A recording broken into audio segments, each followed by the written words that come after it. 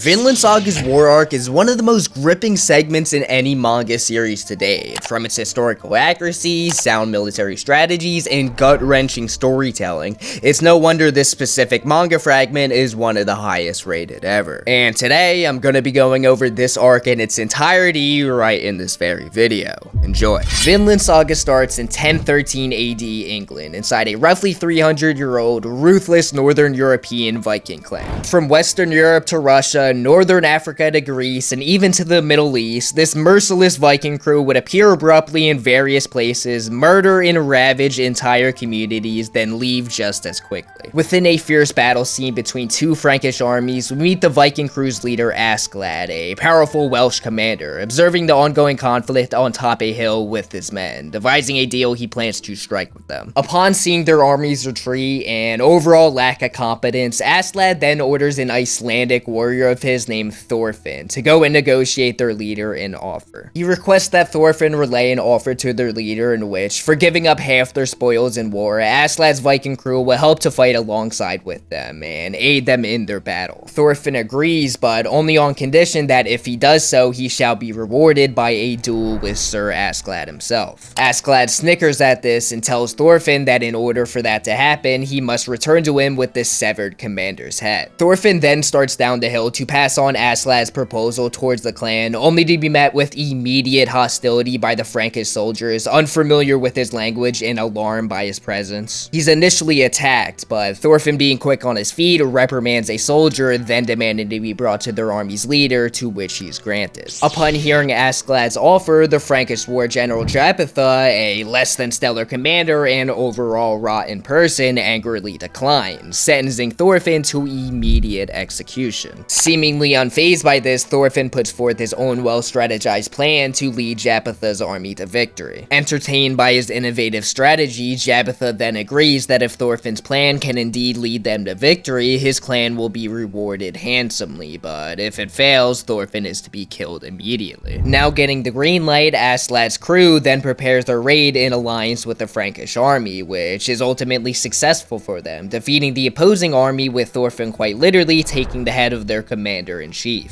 Japetha, while impressed with their strength, plans to dupe Askeladd and his men from their share of the spoils, but upon checking his lot, it's revealed all the noble's riches had already been raided by Askeladd during the battle's commotion. Having defeated the opposing army and raiding the aligning one, Askeladd quickly tries to leave the scene, originally leaving Thorfinn behind, thinking after not seeing him on the ship, he had most likely passed away on the battlefield. That is, until he suddenly leaps out of the water onto the boat, wielding the commander's skull, then challenging Askeladd to the duel he was promised for doing so. To which Askeladd accepts, but only once they flee the scene. Upon returning from their voyage, Askeladd consults finances with his uncle and village accountant Gorm, an old greedy townsman who loves gold more than anything. Calculating how much it would cost to lodge and feed his men, Askeladd hastily assures their finances are all in good order, immediately ordering booze for his men to celebrate, with Gorm then demanding his slave Hordaland bring out the quote-unquote good wine. Amidst the celebration, Thorfinn and Askeladd began to properly duel each other as they promised. With a few swings thrown, it is here revealed Thorfinn's motive for wanting to fight Askeladd in the first place. Thorfinn wants to honorably kill Askeladd in battle as a way to avenge his late father, who had been savagely murdered by him in war, a death in which his soul still utterly mourns over. To which, in comparison, Askeladd couldn't be further removed from, having barely even remembered killing Thorfinn's father to begin with. Upon Askeladd insulting his deceased father, Thorfinn is enraged, losing his cool and charging him, which gets him swiftly defeated, Thorfinn then returning back to the ship to be alone. After a successful fight, a young boy consults Askeladd on why he would keep a soldier such as Thorfinn around, fearing that he may attack him while he was asleep or in some way harm him when he was off guard. To which Askeladd simply says he doesn't worry about that, as Thorfinn, being a good man, only wants to avenge his father in an honorable fashion. Later that night, Thorfinn vividly dreams of his father and is later accompanied by Horland, who brings him food. Horland expresses how she feels she relates to Thorfinn, to which he makes a clear distinction between him, a free man, and her, a slave. Thorfinn claims if he was in her shoes, he would simply kill his slave master and run away as far as possible. As they continue to speak, Thorfinn is reminded of an old fellow from back home in Iceland named Leif. Leif was a village senior known for telling tall tales of adventure, all in prophecy of a sacred land called Vinland. Vinland is a region south of Iceland Iceland filled with fertile soil, sweet fruit, and thriving plains as far as the eye can see. Leif's story commences when Thorfinn's father, arrives back at the home and the kids are put to bed. The next day, while shoveling snow off the road, Ylva, daughter of Thor's and sister of Thorfinn, finds a frostbitten slave passed out embedded in the snow. After alarming Thor's, he then resurrects the ill slave, to which the man informs him that he has run away from his master Halfdan and now has nowhere else to go. Then simultaneously, without anyone's permission, Halfdan and his men are seen barging into the quiet village, armed and unwelcomed. Halfdan, being a wealthy, powerful, and most of all feared man, makes all villagers tense with his presence, with Leif even trying to smooth him over, but Halfdan is not having any of it. He claims he knows for certain his runaway slave is within this village, and demands his property be given back to him immediately. Finding the slave in Thor's company, Ylva, scared Halfdan might then think they were hiding him, claims they were only trying to nurse the young man back to good health before handing him back to Halfdan, to which Thor's completely sideguards, bluntly asking Halfdan to buy the slave from him. Halfdan refuses, saying he wants to use the slave as a lesson to the other slaves about what happens when you run away, to where Thor's offers up 4 ripe sheep for the young slave. Halfdan then claims he would have to double it for him to give him up, where Thor's outstandingly offers up 8 sheep, all for this dying young slave, much to the dismay of his family. After being bought, the slave then pretty much immediately dies, and is buried soon after by Thor's and his family. We then cut to a real battle scene of England invading a Viking village, which is transitioned into a play fight between Thorfinn and the neighborhood children. Always claiming he dies early, while playing dead, Thorfinn is greeted by Leif, to whom is leaving to Norway in order to obtain wine for a religious ceremony. Helping him load for the voyage, a warship is then spotted in the distance, which, once ashore, a man named Floki requests to have a face-to-face with the troll of Jom. It is here revealed that Thor's was once a part of the Jom's Vikings, one of the strongest warrior groups in all of Vinland, but has since left behind the warrior life, even faking his own death in favor of his quiet village in Iceland. Surprised, he somehow found him all the way in Iceland. Thor's is then requested to aid Floki and his men in the war against the English in alliance with the Danish. Though initially declining, Floki makes it clear that Thor's doesn't really have much of a choice here, as if he doesn't aid in the fight, he would be leaving his village and everyone he loves extremely susceptible to enemy attack. Begrudgingly, Thor's is forced to prepare for war, with Leif also now not leaving for Norway, instead agreeing to come along to help man their warship. The night before Thor's is set to leave for battle, Thorfinn, who had been showing strong prowess to someday be a great warrior, rummages around in his father's belongings to find a dagger. Seeing him do so, Thor's reprimands the weapon, asking his only son what he plans to do with the blade, to which Thorfinn claims kill enemies, then telling him, "You have no enemies." The next day, Thor is ready to once again fight for the Jom's Vikings, goes to say goodbye to his son, but Thorfinn is nowhere to be found, only to be revealed once he takes off that Thorfinn had pulled a Monkey D. Luffy,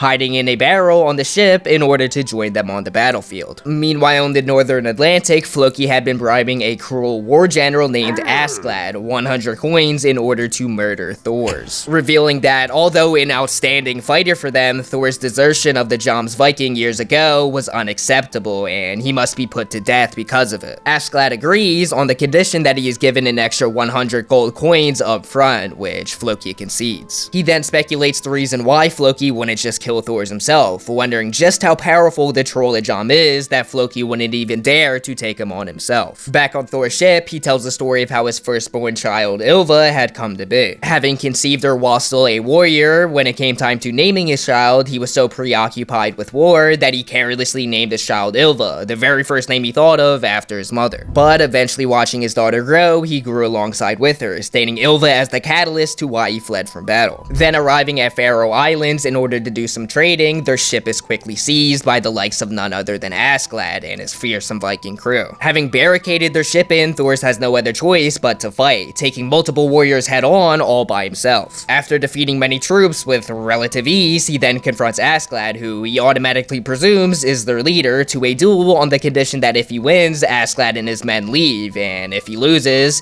him and his men are to be of Askeladd's disposal. Asking how he so swiftly deciphered Askeladd as leader, Thor simply says his smell indicated him right away, which pleases Askeladd, then agreeing to his duel. The two then have a very strategically meticulous battle, with Thor's narrowly beating Askeladd purely by mere wits. Thor's then orders him to acknowledge his defeat, where Askeladd says he'd rather be killed than be embarrassed like that in front of his people. Still not executing him, Askeladd is amused by Thor's, wondering why a warrior as great as him would ever put down the blade, where Thor's calmly replies, "A true warrior needs no blade." Seemingly impressed, Askeladd then asks Thor to become chief of the Jomsvikings, only to then pretty much immediately try to play it off as a joke. Not finding it funny, one of his men leaps into Thor's ship and strong-arms Thorfinn, holding him as prisoner beneath his blade. Thor then calls him out for not honorably following the rules of a duel, as Askeladd laughs this off, only being concerned with having Thor's killed, having no moral code whatsoever. Realizing the position he's in, Thor then tosses his blade into the water, sacrificing his life to save everyone else's. His last and only dying wish being that his son Thorfinn not be captured and continue to remain free, which Askeladd ultimately grants, before piping Thor's full of arrows, killing him on the spot. Completely destroyed, Thorfinn curses his father for dropping his weapon and giving his life, yelling that warriors do indeed need swords, promising he will kill Askeladd himself and avenge his deceased father. It's then cut to 1008 in England, where Thorfinn is being nursed back to good health by a kind English family despite a huge language barrier. While cleaning his hair of fleas, an English soldier comes to report to the family's residence a young Viking spy is loose nearby, and they are to be weary. He then notices Thorfinn, asking if it was the mother's son, where she says that he is, covering for Thorfinn as to not be seized, realizing in that moment that he is the one who the soldier was talking about. Later that night, Thorfinn warns the mother and daughter that they should run, then lighting a neighboring house on fire. This is done as a signal to give Askeladd and his Viking crew the green light to come pillage the town, with Thorfinn himself killing multiple innocent civilians, much to the horror of the woman who had just so graciously taken care of him. The story then again cuts to 5 years later, in the midst of a war between the Danes, led by King Sweyn, and the English in London. Askeladd, who is allied with Denmark, is surprised when he sees Thorkel the Tall, a war-loving madman, has sided with the English in battle. Amid the combat, Floki appears trying to sway Thorkel to join the Danish side, even offering him double the money as London is paying him. But Thorkel could completely care less, saying it was much more fun fighting for the English, not truly fighting for money at all. Thorfinn is then ordered to take Thorkel's head, which Thorfinn agrees to on the normal condition he is then given a proper duel. Thorfinn charges at Thorkel, initiating a one-on-one where Thorfinn holds his own until Thorkel grabs him by his hands and begins to manhandle him. Seeing this, Askeladd orders a retreat of his men, leaving Thorfinn to die in the hands of Thorkel. Asking if he was dead, Thorfinn swiftly slices off two of Thorkel's fingers, which delights him, then asking for the young Viking's name. Thorkel, once being a Jomsviking himself, recognizes Thor's name, but Thorfinn leaves no time for explanation, quickly fleeing into the water, opening the battle to be continued another day. Meanwhile, stationed in nearby barracks, King Sweyn tells Floki to lead his troops west, leaving Sweyn's son Sir Prince Canute in charge of 4,000 soldiers to hold down London,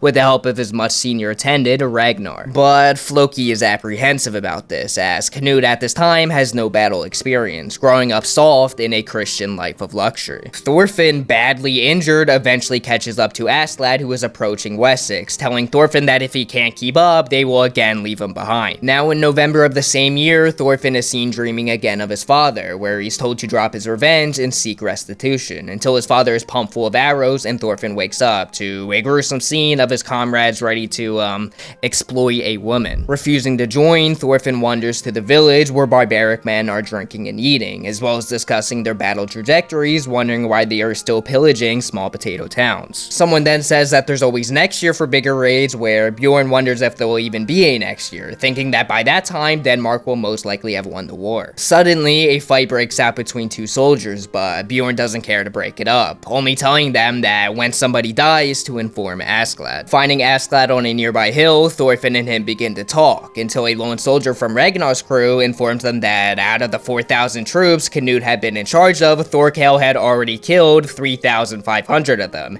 seizing the prince as prisoner. He then asks for help from the main camp, where Askeladd surprisingly beheads the allied man, later explaining that they were better off saving the prince on their own as to receive the full reward for themselves. Thorkel and his men, with the prince and Ragnar hostage, are rummaging through a forest, with Ragnar and Thorkel discussing religion, two Christian men but with vastly separated devoutness. Ragnar then asks why Thorkel would ever attempt to battle with an army 10 times their size, where Thorkel says he's long lost his Norman warrior pride, only wanting to die in a true battle to make it up to Valhalla. They are then interrupted by an alcoholic friar named Willibald, who in a drunken stupor claims to be able to see be God. Thorkel finds this funny and asks who Willibald thought was better, Jesus or the Nordic gods, where he simply claims whoever created liquor. Thorkel then out of nowhere suddenly chucks a spear into the forest, killing a man, confirming his suspicions that they aren't alone. He's then approached by a soldier who informs Thorkel that they have them surrounded, where Thorkel immediately lets the captives free, but surprisingly still wants to battle in spite of this, claiming that running away now would just be cowardice. As the battle begins, Askeladd observes from a distance, then ordering his soldiers to arm their barrels and prepare in accordance with their plan. They then pour gasoline all around the forest, covering it in flames, with the smoke from the fire making it very difficult for Thorkel and his troops to see. Watching a deer catch on fire, Bjorn comments how he'd rather die in any other fashion than burning, where Askeladd agrees, but then says that the fire is more so only to confuse the enemies and capture the prince. He then orders Thorfinn off to go amend the prince, where Bjorn comments about how Askeladd seems to trust in Thorfinn, where Askeladd plainly states that Thorfinn is only an idiot who has no fear of death, which is very useful to him. Once in battle, Thorfinn again meets Thorkel, who comments on his father, saying that Thors was the only man he ever met stronger than himself. A burning tree then falls, interrupting the moment, leading Thorfinn to then continue to save the prince as he set out to, which he does do, then bringing the prince and other important men back to safety with Askeladd. Back in Askeladd's control, Canute is ordered to take off his helmet, where everyone remarks how he looks more like a princess than a prince. We're then cut to Askeladd and his band marching over the east bank of the river Severn in West England. He asks an old man on a ferry to deliver a scroll to anyone of authority on the other bank, saying to tell them it was sent from Askeladd, son of Lydia. They're then notified that Thorkel's troops are now less than a day march behind them, but Askeladd isn't scared. Despite claiming that Thorkel is much stronger than them, he had ordered reinforcement and wasn't concerned. Bjorn comments that Askeladd had been acting strange since seeing the prince's face, where Askeladd says he can tell a man just from their appearance, and Canute is surely no king. Continuing on their march, Askeladd is greeted by two cloaked gentlemen bowing at their presence, saying it's been a long time since they've met, then providing Askeladd with ships to his aid. Thorkel's forces are then notified of Askeladd's cross of River Severn as they reach the shore of Morganwalk. Ragnar wants to use the ships to make ways back to Gainsborough, but Askeladd says that they'll be traveling inland, telling Thorfinn to keep guard of the prince. In return for providing them ships, Greidanus, one of the two cloaked individuals, only asks when Canute becomes king of England that he not interfere with Welsh matters. The prince meekly doesn't reply, instead trying to get Ragnar to take authority for him, but Greidanus just says he'll bring it up at another time. Marching into the mountains, all the Vikings dream of all the riches they shall receive for retrieving the prince, where Willibald says all he desires is love, a concept Viking men don't understand. Bjorn then relays news that the Danes are onto them, and in fact already have them surrounded. Archers then seem swarmed above on surrounding cliffs. They then directly aim and hit Askeladd's horse, but Askeladd makes sure his men remain calm and not fire back. The envoy approaching them is shocked Greidanus, a Dane, could speak the language of Wales, thinking Danish barbarians had no use for language. The two argue a bit, differing stances on Danes fighting the Welsh, while Askeladd and his crew of non-Welsh speakers are wondering if they're about to go into battle. Bjorn then states because they shot a horse instead of a person, there would not be a battle, as they were only trying to showcase to the crew the potential damage they can inflict. The envoy then says after a decade of watching the Danes and English in war, he doesn't want to make the same mistakes, and takes Canute as shield, as the king surely wouldn't harm his own here. Askeladd then graciously presents the prince to them, telling him to say something fierce, but Canute only cowers in fear, hiding behind Ragnar. Askeladd, a little ticked off, yells at the prince that although young, he is someday going to be king, and ought to have a little more assertiveness, with Ragnar then telling him off. Greidanus says Ragnar does not realize that always protecting Canute and speaking in his place is not doing him any favors, and notes that out of all the tasks they have, the bird flying with his own wings is the first one. Askeladd then negotiates with the envoy in Welsh, which confuses and saddens Bjorn. Being the member of Askeladd's crew who stayed the longest, over 10 years, he still never knew he spoke Welsh, and realizes how little him or anyone else really knows about Askeladd.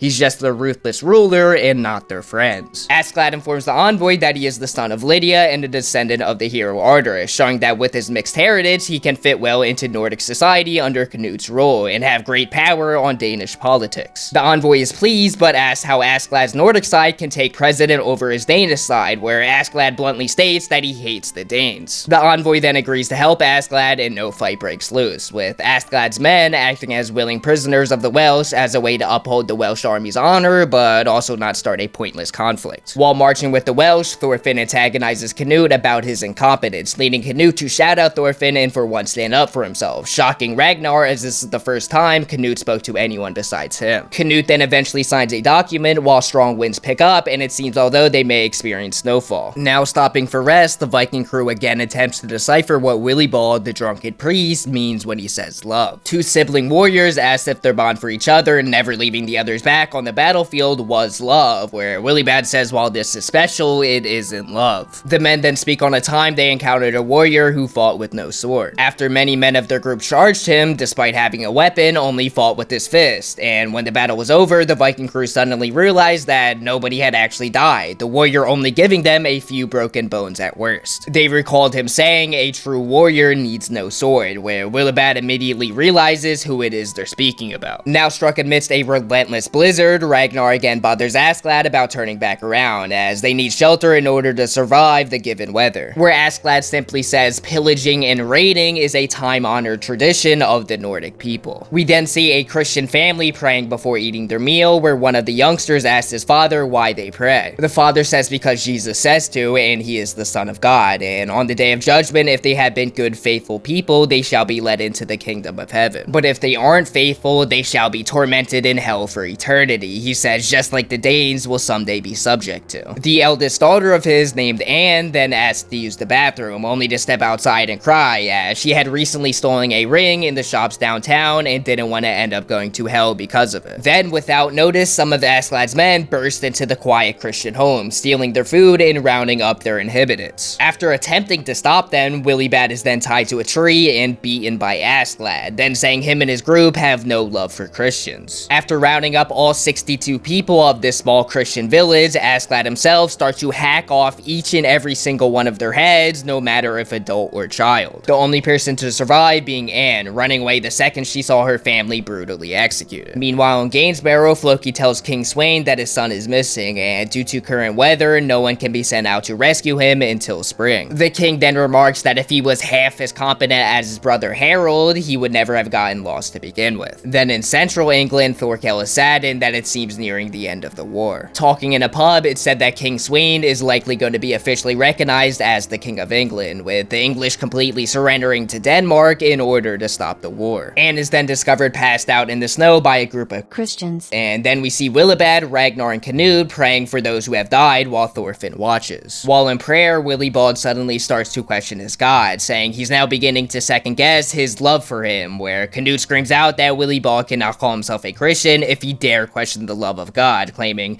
there is no father who does not love his son. Thorfinn is then reminded of his own father. Thorkel then receives word of Askeladd's men being in a nearby small village, who, being a little bummed out about the war ending, is jumped with joy to again be able to fight Thorfinn. Askeladd then realizes he is being surrounded and tells his men to get ready for battle. Thorfinn then kills a rabbit, and Ragnar and Canute help him to prepare a stew. Finding it odd a noble knows how to cook, Thorfinn questions Canute, who says that while he enjoys cooking, he doesn't often get to do it, as last time he did, his father was appalled at his son doing slave labor. Amidst dinner conversation, a soldier informs them that the better part of their crew had been found by the English and were already in battle. Ragnar says he knew they should have went back to Wales, where the soldier says Askeladd is only planning to go further inland. Enraged, Ragnar then steps out to find Askeladd and give him a piece of his mind, where, covered in snow, an allied soldier pierces Ragnar with a spear, an assassination on Ragnar's life ordered by Askeladd. Requesting one last meeting with him, Ragnar, while dying in the snow, informs Askeladd that there are two parties for who is to be the heir of the throne, being those in favor of Canute and those in favor of his brother Harold, with King Sweyn himself wanting Harold to take rule, revealing that he only sent Canute to battle in order to have him die. Ragnar then asks Askeladd if he could only see the prince's face one more time, where Askeladd coldly says no, leaving Ragnar to die a pitiful death in the dead of winter. The prince and everyone else are then lied to, saying Ragnar had died at the hands of the English in battle. Askeladd is then seen torturing a Christian English soldier to spill the beans on what the English knows, even cutting off his fingers. But before he goes to cut off his nose, it's revealed Thorkel's troops are nearly upon them, now having to try and flee instantly. Here, much of Askeladd's men try to desert him and attempt to side with Thorkel, as Thorkel is still technically Danish, but everyone who does so is ripped to pieces the second Thorkel arrives. He then orders that his men kill everyone besides Thorfinn, as Thorkel wants to be the one to murder him himself. While he's fleeing, with his ability to know a man's character in a single glimpse, glimpse, Askeladd then quickly realizes he has traitors among him and warns Thorfinn and Bjorn to get ready. Thorkel quickly catches up with Askeladd and a conflict starts on sight. Knowing he can't beat Thorkel head on, Askeladd continues trying to flee, but this is where the bulk of his crew disagree with him, with the traitors Askeladd had picked out now standing up to him and demanding he give the prince up as well. Realizing most of his crew is going to turn on him, Askeladd finally gets to speak his truth, saying he hated each and every single one of his men with every fiber of his being, then saying racist Danish remarks before chopping off the traitors' heads. With Askeladd already knowing they had a backstabber, Bjorn, Thorfinn, Canute, and Willibald by association already had a sled pact and were able to run straight away, but had to at least momentarily leave Askeladd behind. Bjorn is then offered to join in betraying Askeladd, but he holds his ground, claiming to be one of his soldiers through and through, and is then attacked because of it. Askeladd then begins to kill a few more of his once men until he realizes he's now in deep shit, now being surrounded by both Thorkel and his own former troops. He then dreams of his mother and the mystical land of Avalon, where all trouble ceases once being. Askeladd then convinces the men that they must keep him alive, as him, Bjorn, and Thorfinn are their strongest fighters, and with Askeladd dead, who is to fight off pursuers of the king. So instead of killing him, they shoot his legs full of arrows, with Thorkel then arriving face to face with Askeladd and Thorfinn running back on horse to attack. One of the traitors then tries to get Thorkel in on their plan, but he's disinterested, only enamored with Askeladd, who he heard was a very strong warrior, ordering his men to kill everyone else. Thorfinn then arrives, much to the pleasure of Thorkel, all while yelling that he is not to murder Askeladd, as Thorfinn is going to be the one to kill him. Thorfinn and Thorkel then ignite a continuation of their original duel. Meanwhile, Canute dreams of being reunited with Ragnar, where, while happy for the life he has given Canute, Ragnar realizes that he hadn't truly raised him as he had ought to have, letting him grow soft in a comfortable life of nobility. Canute wishes that he could have been Ragnar's son, where Ragnar tells him that he must grow up and now fend for himself, as he is dead and never coming back. Canute then wakes up to Bjorn fending him off from oncoming attackers. Prince Canute then laments about losing the one person in the world who really loved him, where Willibald questions Canute on if Ragnar really had even loved him to begin with. Canute then asks Willibald that if Ragnar had not loved him, then who in the world truly embodied love, where Willibald points to the nearest deceased soldier and says it is him. He says that people do not kill, steal, or sin and are most beautiful because of it, saying the love people have for each other is only discrimination, the same as having loyalty to a king or whipping a slave. Enamored by his profoundness, Canute then cries out, asking why the world is so full of beauty, but there is none in the hearts of men. Then after murdering all enemies, Thorkel's troops are surprised to find that him and Thorfinn are still dueling, with Thorkel's fights usually not lasting more than seconds. Thorkel asks Thorfinn what makes a true warrior, but Thorfinn ignores him and only continues the battle, then being flung by Thorkel into the sky. Bjorn, after defeating all attackers and strung out on mushrooms, putting him in not a straight mind, proceeds to attack the prince, but it isn't the same Canute he was just moments earlier. Now angry at God for the ways of human nature, Canute takes his anger out on Bjorn, who, being a warrior himself, embodies everything wrong with humans. But instead of attacking him, he embraces him, saying if humans are obstructed from paradise because of Adam and Eve, then we have no choice but to recreate paradise with their own hands. He then says he shall give their struggle and their lives a proper meaning, as that is the calling set for a king. Now back between the battle with Thorfinn, Thorkel tells about Thorfinn's father and the Joms Vikings, revealing that Helga's father was in fact the head of the Joms, making Thorfinn both the grandson of the Joms Viking leader and the nephew of Thorkel. He then goes into story about how Thor's presumably died, but then reveals that he knows this wasn't in fact the moment of Thor's actual death. He tells a tale about how 27 years earlier he had been reunited with Thor's after his supposed death, but it was not the same Thor as he thought he once knew. He only returned in order to reunite with his wife and daughter, then planning to take them along to live a new life of peace, never wanting to associate with the Joms Vikings ever again. Angrily, Thorkel starts a fight with him, but he is defeated quickly, even without Thor's using a blade, which had been the last time he ever saw him. Knowing of Thor's actual death 15 years later, Thorkel inquires what he was like growing up in Iceland with Thorfinn, where Thorfinn immediately jumps at him but is quickly repressed by Askeladd. Askeladd tells him that he's in much worse shape than he realizes, and if he wants to make it out of this battle alive, he shall do as he says. Part of Thorkel's troops are ordered to go retrieve Canute, who, thinking he's a pushover, are stunned when they encounter the newly improved prince who isn't just going to take their crap,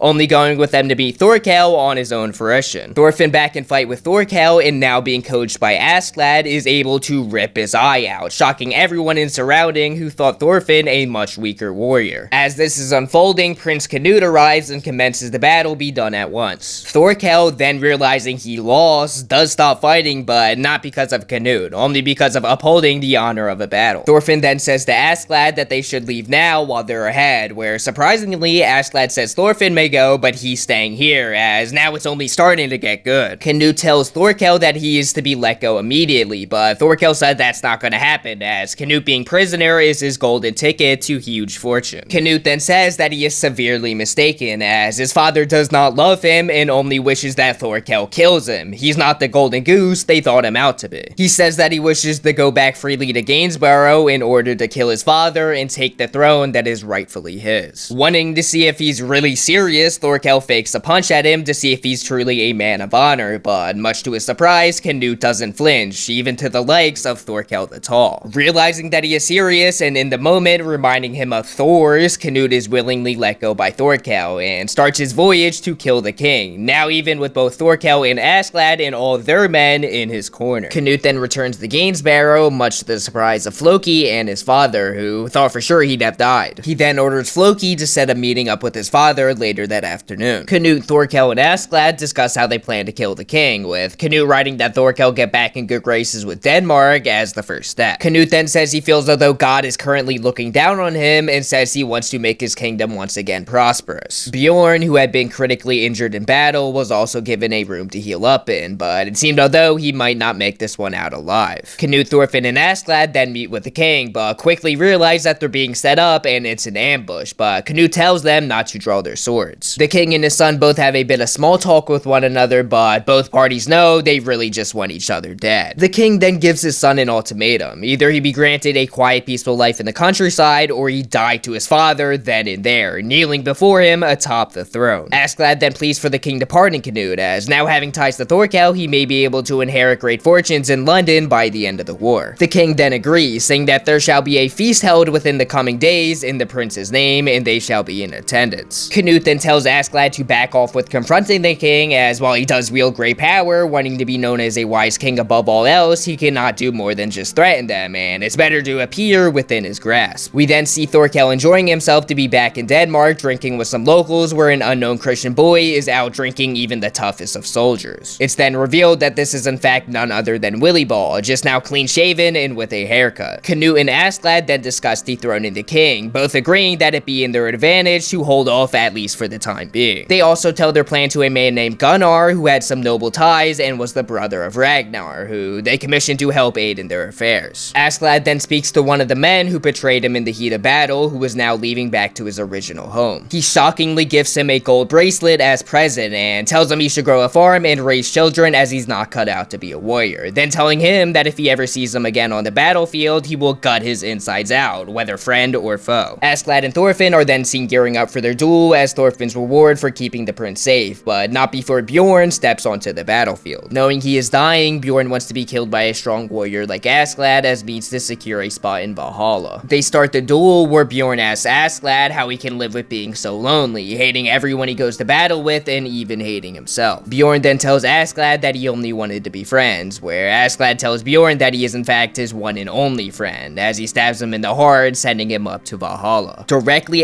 Directly after killing Bjorn, his longest lasting comrade and loyalist man, Askeladd immediately begins to duel Thorfinn as if nothing ever happened. He even throws his weapon, much the same as Thor's did, and tells Thorfinn all he needs is his hands to wrangle him up, which, after Thorfinn charging him, he does with complete ease, telling him that he's grown tired of their duels as Thorfinn's tactics have become tiresome and boring to him. He then ridicules Thorfinn about how he has no beauty or grace in battle, much the same as all the other Norsemen, before going into detail about the first time he ever killed someone, his own father. He had been born of a slave mother and spent most of his early days doing dirty work covered in ash, which is how he got the name Askeladd, Ash Lad. His father, however, was a respected Norse leader who, only getting with his mother for temporary pleasure, wanted nothing to do with Askeladd and didn't even treat him although his own, since he was born a slave. His mother would often tell him about Avalon, the home of the hero Arteris, which was a utopia no human could ever imagine, who would one day come back and bring his people people to have along with him. But now deep into a depressive reality in adulthood, Askeladd doesn't believe this tale whatsoever, claiming that even if it was real, Arceus would never return to a place as horrible as this one. He then goes into how at age 11, his mother had completely lost it, mistaken his father as being Arceus himself, who, confused by the delirious woman, pulled out his sword to kill her. In attempts to save her, Askeladd picked up a sword for the very first time in defense for his mother, saying that while he had never used one, he already knew exactly how to use it. He then duels with his father before he is ultimately defeated, but instead of killing him, realizing that Askeladd is of his blood, tells him that he may now live with him as he has great potential for one day being a great warrior. He then waited 2 years, being the best son a father could ask for, until while asleep with his guard down, he snuck into his bed and murdered his very own father. He even used the sword of his brother most indifferent towards his father, leading everyone to blame the killing on him, which had him hung because of it. Then wrapping up the story by saying Thorfinn has had 10 years of battle with Askeladd and still hasn't won, and was a fool because of it. Canute, now knowing he is of royal lineage, asks Askeladd why he not seek the throne, where Askeladd says he's nothing more than a Viking. 5 days later, a man named Leif comes into the town of York looking for a certain Icelandic warrior. It's then revealed that Leif has gone to countless slave auctions in the past 11 years since Thorfinn went missing in order to find him, as he says as a duty to repay Thor's. Askeladd and Canute are then seen discussing matters about the king, where Leif then recognizes Askeladd as the man who killed Thor's. While this is happening, a hooded figure is then seen loading up a crossbow and shooting the prince as an assassination attempt from his father, which sends the village into chaos. Thorfinn, who had watched the whole thing, chases the hooded individual down and kills him,